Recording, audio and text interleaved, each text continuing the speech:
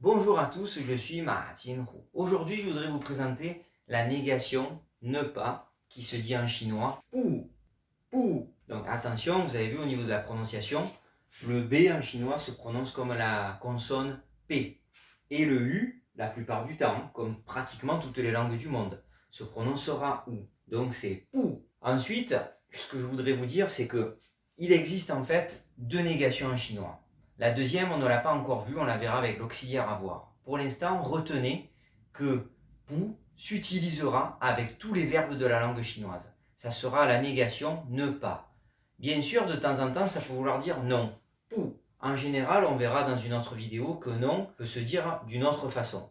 Mais c'est vrai que très souvent, quand les Chinois disent pu, ça veut dire non. Donc retenez bien, pu veut dire ne pas. Donc ça représente la négation de tous les verbes. Attention, au niveau de sa position, ça doit toujours se positionner avant un verbe ou un verbe adjectif.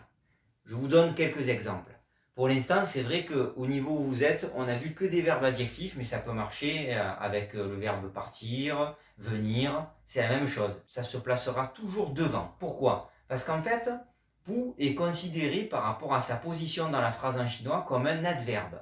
Adverbe, si on regarde la traduction par rapport au latin, ça veut dire devant le verbe. Les Chinois, comme ils sont très carrés dans leur culture, ils suivent vraiment les règles, contrairement aux Français, tout ce qui est adverbe sera toujours positionné devant le verbe.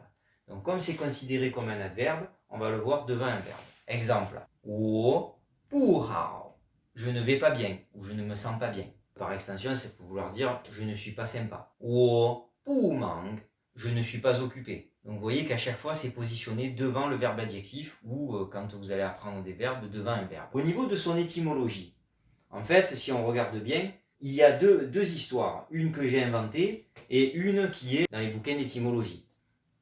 En fait, on dit que ça représente le sol avec 3 racines.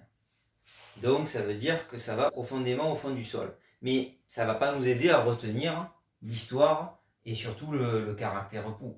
Ce que j'ai inventé, moi, comme je suis passionné de gastronomie, notamment gastronomie asiatique, je me rappelle très bien que dans beaucoup d'ethnies chinoises, mais surtout en Asie du Sud-Est, ils adorent manger en apéritif des pâtes de poulet. Vous entendez au niveau de la prononciation, des pâtes de poulet. Et la pâte de poulet, il y a trois dos au niveau du poulet. Ils la mangent bien sûr avec... alors souvent, ils la mangent bouillie, mais avec de bonnes sauces, notamment pimentées, sinon ça n'a pas de goût.